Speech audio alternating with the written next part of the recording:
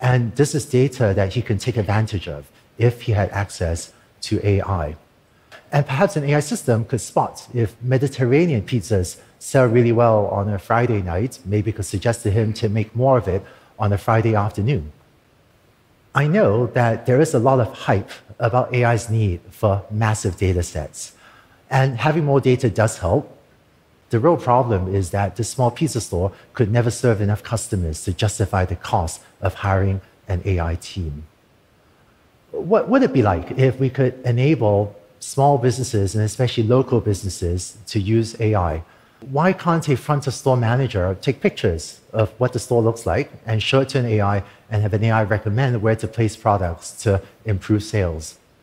But a typical t-shirt company or a typical auto mechanic or retailer or school or local farm will be using AI for exactly 0 of these applications.